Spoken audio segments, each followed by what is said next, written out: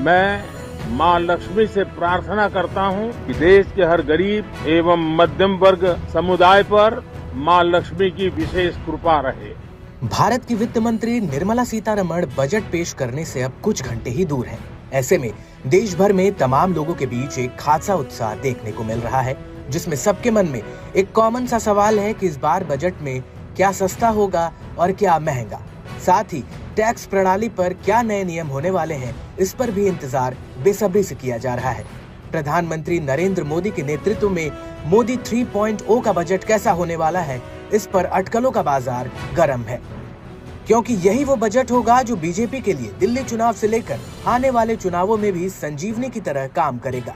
आज सुबह 11 बजे के करीब वित्त मंत्री बजट पेश करेंगी। ऐसा दावा है कि बजट में कई ऐसी घोषणाएं होनी हैं जिनका असर रोजमर्रा इस्तेमाल होने वाली चीजों पर भी पड़ेगा।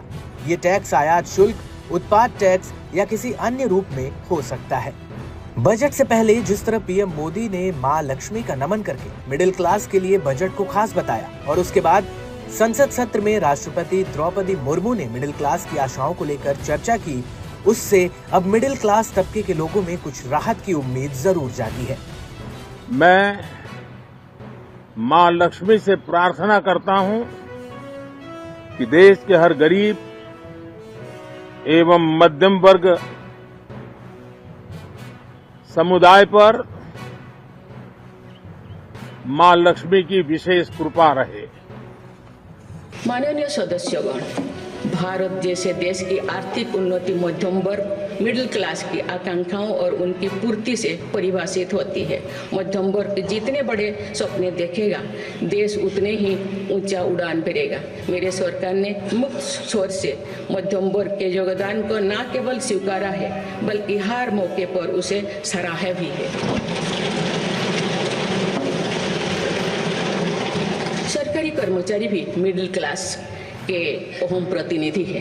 हाल ही में मेरी सरकार ने सरकारी कर्मचारियों के कल्याण के लिए 8वें वेतन आयोग के गठन का निर्णय लिया है। साथ ही सरकार कुछ चीजों पर सब्सिडी भी देती है, जिससे वे चीजें लोगों को कम कीमतों पर मिल पाती हैं। सबसे पहले आइए उन चीजों के बारे में जानते हैं जिनके सस्ते होने की संभावनाएं जताई जा रही हैं। स्मार्टफोन, लैपटॉप, स्मार्ट टीवी जैसे इलेक्ट्रॉनिक्स और गैजेट्स पर आयात शुल्क कम किए जाने की संभावना है। कैंसर और अन्य गंभीर बीमारियों की जीवन रक्षक दवाइयां सस्ती हो सकती हैं, क्योंकि सरकार इन पर भी टैक्स में छूट दे सकती है।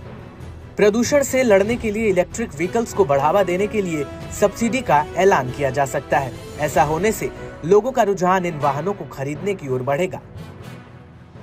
सोलर पैनल और नवीनकरण ऊर्जा उत्पाद पर भी हरित ऊर्जा को अपनाने के लिए सरकार प्रोत्साहन दे सकती है। लेकिन कुछ सेक्टर्स ऐसे हैं जहां महंगाई दर बढ़ने का खतरा मंडरा रहा है, जिसका असर आपकी जेब पर सीधा पड़ सकता है। महंगी होने वाली चीजों में सबसे पहला जो अनुमान है वो है मोबाइल रिचार्ज का।